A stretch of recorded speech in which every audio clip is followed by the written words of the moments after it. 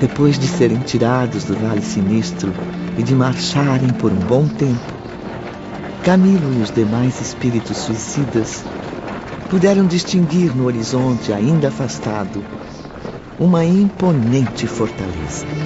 A região era triste e desolada, envolvida em neblinas. Não pude notar de início nenhuma vegetação nem sinais de habitantes.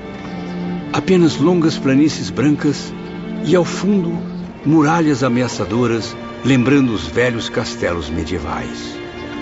Além disso, um detalhe que não me sai da lembrança: meia dúzia de torres impressionantes. Mal posso acreditar que cheguei. Não vejo a hora de tomar um bom banho e ser devidamente atendido pelos médicos. O que será que nos espera além dessas estranhas fronteiras? Seja como for, quero apenas ficar sozinho. Nesta fortaleza apavorante? Não duraria um só segundo. Morreria pela segunda vez, dominado pelos mesmos motivos: medo e covardia. Ora, deixe-me em paz!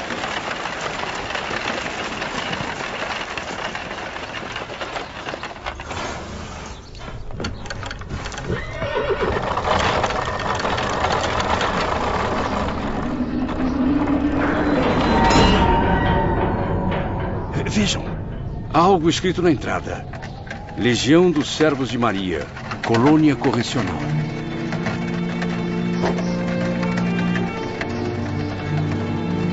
Ao entrar, notaram a presença de numerosos militares. Soldados bem semelhantes aos lanceiros egípcios e hindus que já os acompanhavam. Sobre o portal da torre principal, lia-se outra inscrição misteriosa: Torre de Vigília. A angústia tomou conta dos pensamentos de Camilo. Onde estamos? Voltaremos a Portugal? Viajaremos através de algum país desconhecido? Jamais vi em toda a Europa fortaleza tão nobre quanto esta. Qual será a finalidade de sua existência? E agora, ao entrar na cidade, tudo torna-se ainda mais estranho. Há um intenso movimento de pessoas. A neve cobre a paisagem, mas incrível, não faz frio. E o sol? Ah, o sol. Por que tão tímido em meio à cerração? Está lembrado, Camilo? Os edifícios eram magníficos, no formoso estilo português clássico. Indivíduos atarefados, neles entravam e saíam em intensa movimentação, todos trajando longos aventais brancos. E como esquecer tão fantástica paisagem urbana? Prédios, ministérios públicos, departamentos, nobres casas residenciais também alinhavam-se graciosas, traçando ruas artísticas laqueadas de branco, como se fossem asfaltadas pela neve. Foi então que, à frente de um dos edifícios, nosso comboio parou.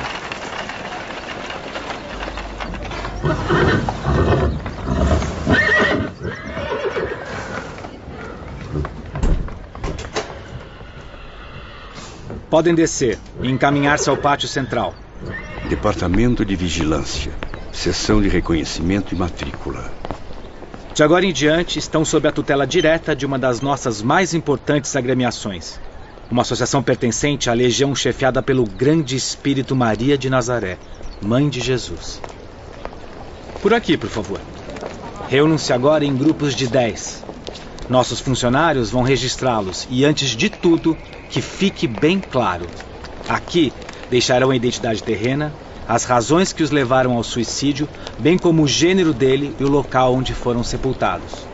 E quanto àqueles que não estão em condições de falar? O chefe da expedição será responsável por isso. Mais alguma pergunta? Estamos todos exaustos. E somos centenas, talvez mais. Quanto tempo iremos permanecer na fila de registro? No máximo 30 minutos. Incrível! Mas era o que ocorria. As respostas dos pacientes eram gravadas em discos especiais, como se fossem álbuns animados de cenas e movimentos. Por intermédio de aparelhos magnéticos, esses álbuns registravam as suas identidades. Depois, reproduziam o som da voz e a imagem dos recém-chegados, exatamente como os discos e os filmes da Terra, porém, de modo bem mais veloz e sofisticado.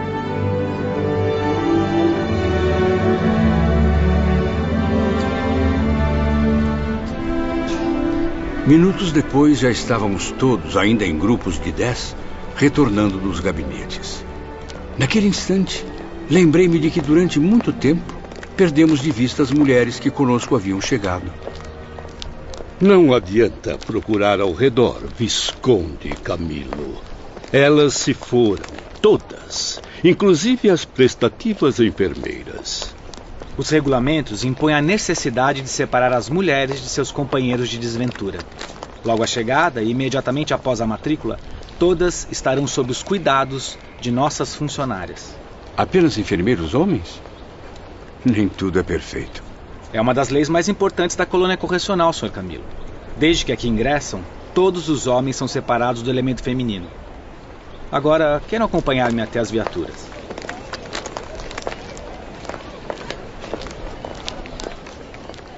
As viaturas eram leves e graciosas, como ligeiros e confortáveis trenós.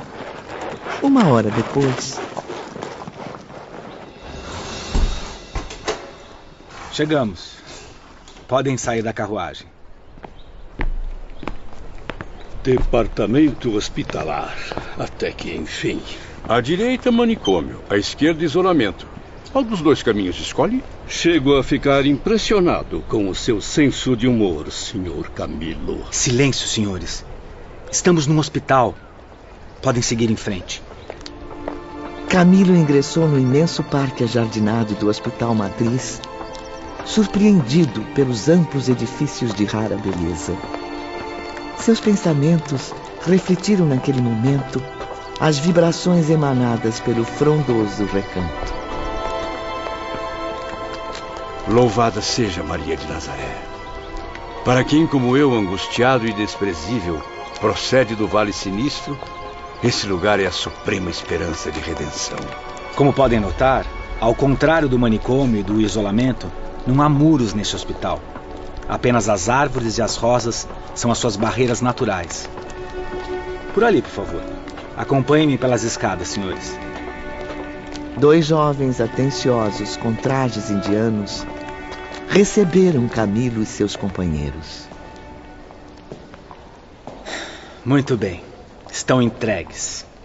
Boa sorte a todos. Que Deus os abençoe. Obrigado, instrutor. Amigos, meu nome é Romeu. Este é Alceste. Somos assistentes do diretor do departamento. Vamos entrar? Organizem-se novamente em grupos. 10 à direita, 10 à esquerda.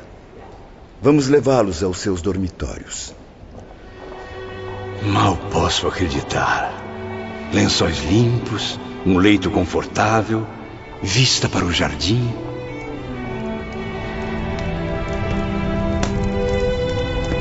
Convém lembrar que uma lareira também aquecia o recinto. E acima dela, suspenso na parede, um quadro fascinante e luminoso da Virgem de Nazaré, pintado em estilo e cores jamais vistos na Terra. Acredito que agora, mais do que nunca, todos queiram tomar um bom banho e vestir novas roupas. Estou certo? Sim, claro. Depois do banho, todos nós, trajados com vestuário hospitalar, fomos alimentados nos próprios leitos. Tomem logo o caldo antes que esfrie, meus amigos. Minha nossa! Sinto o sabor da sopa de legumes que mamãe fazia. Quanta modéstia para um visconde. Pois eu sinto o gosto do carneiro assado que eu comia nas refeições familiares. De fato, enquanto faziam a refeição, era o lar paterno que retornava às suas lembranças.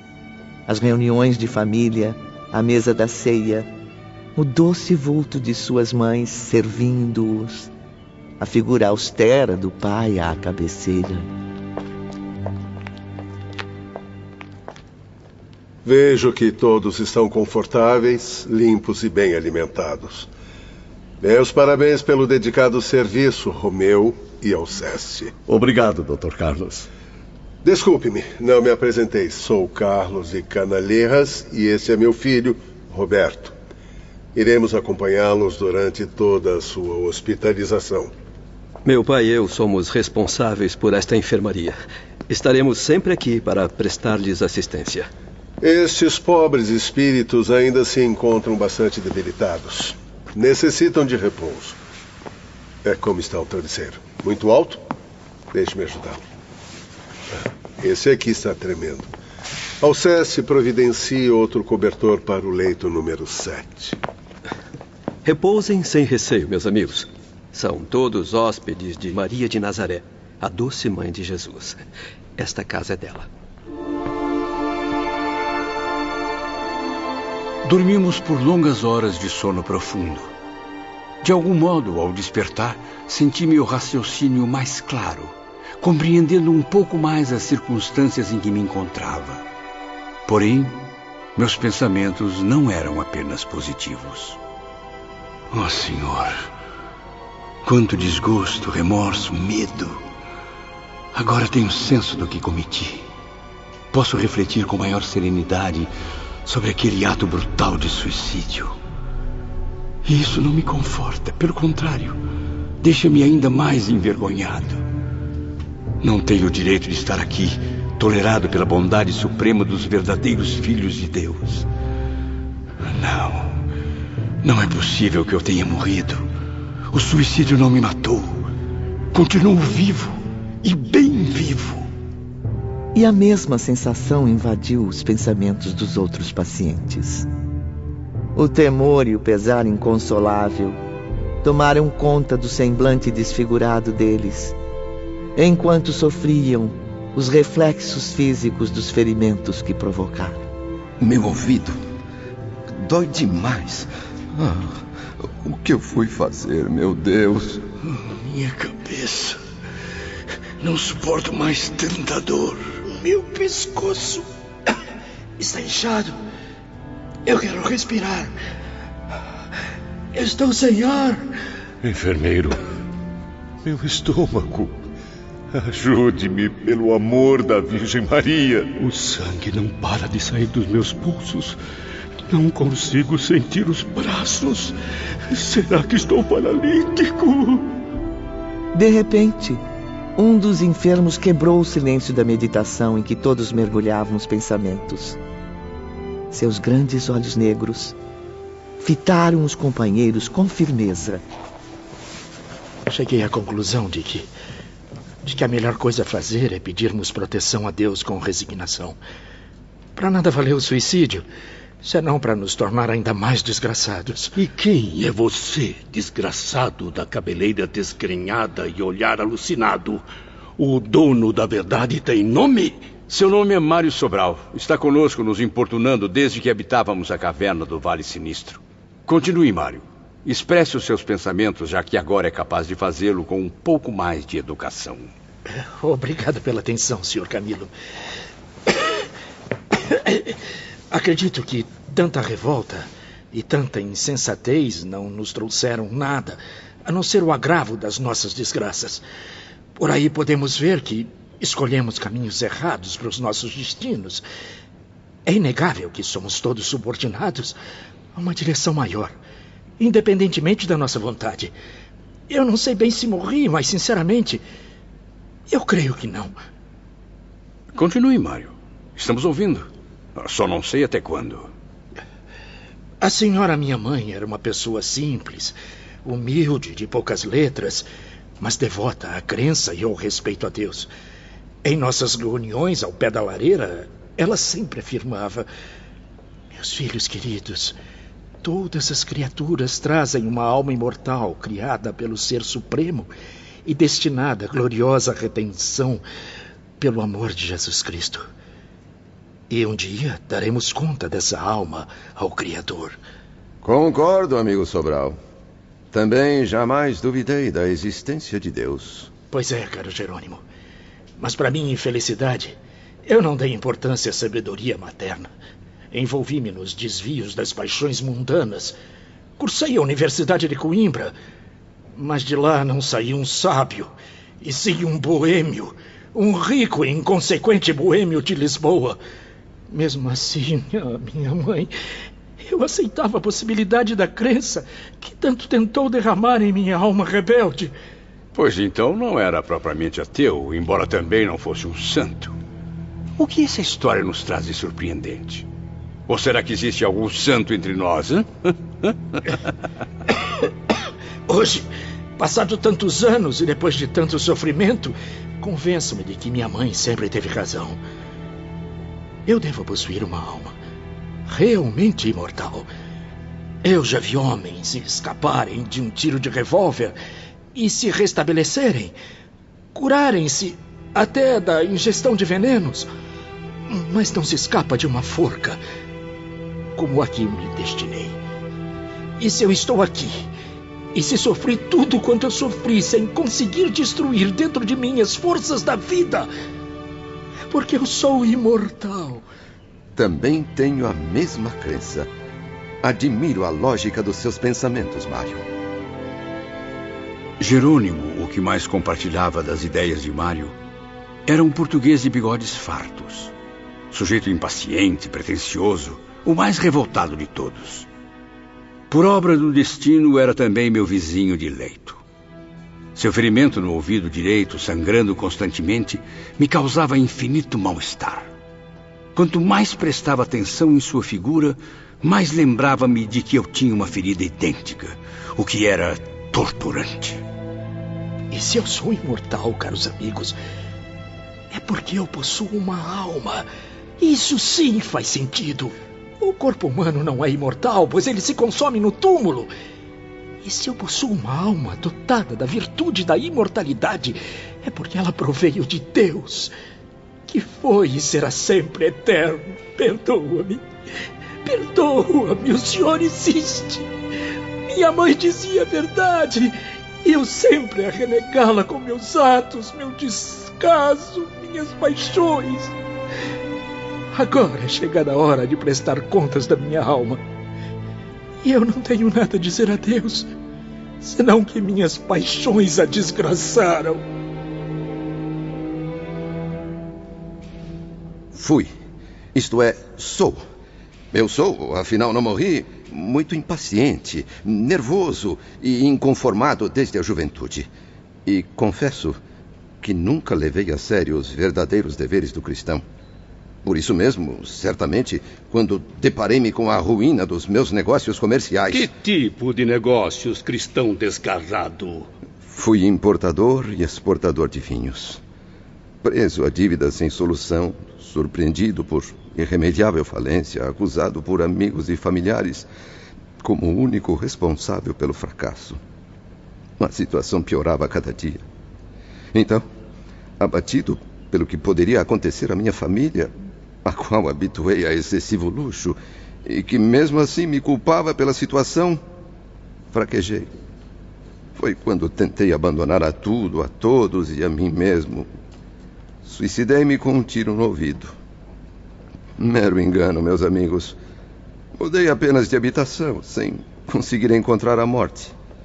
E perdi de vista minha esposa e filhos, o que tem me causado sofrimento ainda maior. É uma lástima. Caí nas trevas da desgraça.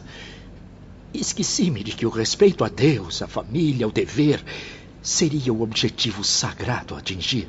Afinal, eu recebi bons princípios de moral em casa. Jovem, sedutor, inteligente, culto, a vaidade tomou conta de mim. E eu passei a cultivar o egoísmo, dando asas aos instintos inferiores, repletos de prazeres carnais. Prazeres carnais. Não seria redundância ou pleonasmo para os mais letrados? Poupe-nos dos comentários infames, Sr. Camilo. Estou até gostando da narrativa. A convivência na universidade fez de mim um arrogante, um tolo, cujas únicas preocupações eram com a autoconfiança, o sucesso, a imagem que todos tinham da minha pessoa. Eu queria ser sempre o centro das atenções, protagonizando situações ridículas, por vezes escandalosas. Chego até a imaginá-las. Quando me dei conta, eu já estava preso aos vícios das paixões deprimentes, de onde não se tem mais volta. Eu procurei a própria morte na forca, supondo poder esconder-me dos remorsos atrás de um túmulo. Enganei-me. A morte não me aceitou. Jamais, jamais morrerei. Hei de existir na presença daquele que é o meu Criador. Perdoe, meu Deus. Eu me arrependo.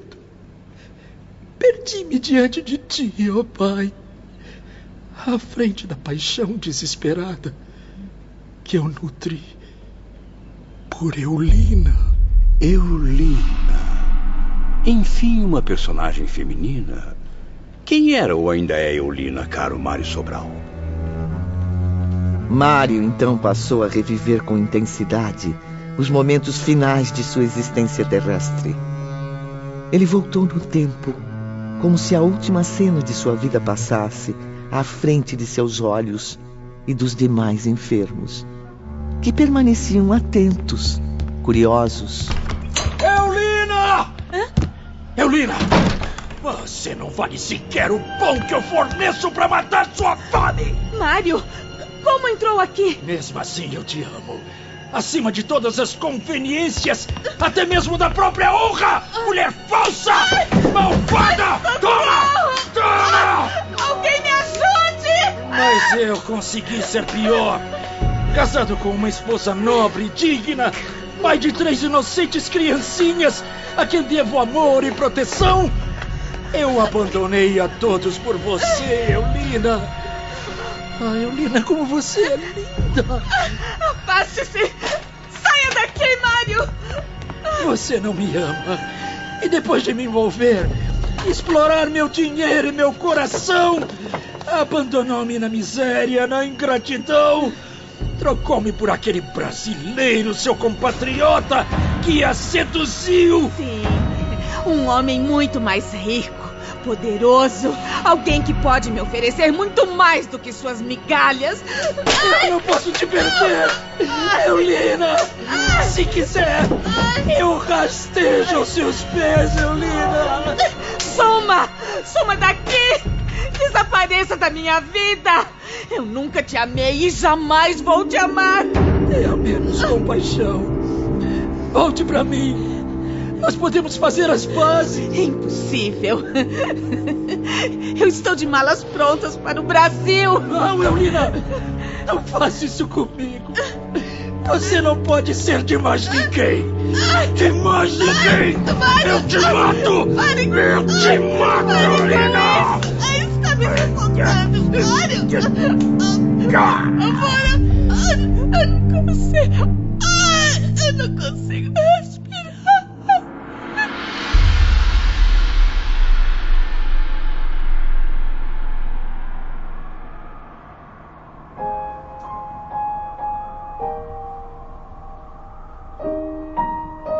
A cena terrível ainda permaneceu registrada por alguns instantes nas mentes dos enfermos. Mário parou, sufocado em estranhas convulsões, para depois prosseguir. Sim, meus caros. Eu matei Eulina. Estrangulei-a com minhas próprias mãos. E quando eu vi o crime abominável que eu cometi, apenas um recurso veio me acudir. Rápido como um impulso obsessor, eu só poderia escapar das consequências pelo suicídio. Então, ali mesmo, sem perder tempo, eu já bati uma porta. Abra! Eu rasguei os lençóis da desgraçada. Abra essa e porta! pendurei-me numa viga existente na cozinha. Forma pouco poética de um amante morrer. Mas e quanto a Vossa Excelência, senhor professor Belarmino de Queiroz, que desejou morrer de forma tão elegante? Por acaso foi movido pelo amor de alguma senhora inglesa, loira e bela? Lembre-se de que portugueses ilustres como Vossa Excelência vêm demonstrando preferência por amar damas inglesas. Ah, meu amigo Camilo, que temperamento difícil. Sempre que houvesse oportunidade, ridicularizava, ofendia Bellarmino com suas indiretas, por vezes até diretas demais. O elegante doutor português, honorificado por várias universidades, era alto e muito magro, homem rico, viajado, professor de dialética, filosofia e matemática. Falava diversas línguas. E isso irritava Camilo, que o via como orgulhoso e prepotente. Não fui jamais dado a namoros. Para que amar, constituir família, contribuindo para lançar à vida outros desgraçados? Minhas convicções convenceram-me de que o amor era apenas uma secreção do cérebro. Fui sim um estudioso. Assim sendo, não me sobravam horas para cultivar amor pelas damas inglesas ou portuguesas. Estudava para esquecer que um dia também me perderia no vácuo. Fui um infeliz, como toda a humanidade assim o é. Desculpe-me, Sr. Bellarmino, mas isso é um absurdo. Impossível não haver passado ao menos alguns momentos felizes na vida terrena. A bem da verdade, caro Jerônimo, só no ambiente do lar desfrutava alguma satisfação. Agarrei-me ao lar quanto possível junto à minha mãe, que partilhava de minhas ideias. Portanto, Visconde Botelho, o motivo da minha tentativa de suicídio, como vê, não foi desgosto amoroso. Foi a perda da saúde. Fui sempre fisicamente debilitado, franzino, um triste sonhador. Vi aos poucos a tuberculose invadir meu organismo. Um mal hereditário que não consegui combater. Desenganado pela ciência, preferi então acabar de vez, sem maiores sofrimentos, com a matéria miserável que começava a apodrecer pela moléstia incurável. Morrer era solução boa, muito lógica, para quem, como eu, só via à frente um corpo aniquilado pela doença e a destruição absoluta. Não possuo a competência de Vossa Excelência, senhor professor, mas, com o devido respeito, considero um pecado abominável o homem não aceitar a existência de Deus, sua paternidade para com as criaturas e a eternidade da alma. Como e por que então se revoltou contra as circunstâncias naturais da vida humana, a ponto de confessar que desejou morrer, Sr. Jerônimo Silveira? Se fosse eu, desfavorecido pela fé, carente de esperança, que me desorientasse e tentasse me matar, seria fato aceitável pela minha filosofia. Mas os senhores, crentes na paternidade de um Deus Criador, caírem no desespero e revoltarem-se contra a lei do Pai, que proíbe a infração do suicídio, é argumento que não consigo admitir. E agora, qual a opinião de Vossa Excelência sobre o momento presente? Que explicação sugere vossa filosofia para o que se passa? Nada. Não sugere coisa alguma. Continuo na mesma. Não consegui morrer. Fale-nos então sobre o senhor, meu caro Camilo. Noto que há muito tempo aprecia observar-nos, mas nada fala sobre a sua pessoa, que nos parece tão interessante. Vamos, ilustre romancista, velho boêmio do Porto. Desça do seu pedestal de orgulho e venha dizer algo sobre a sua majestosa superioridade.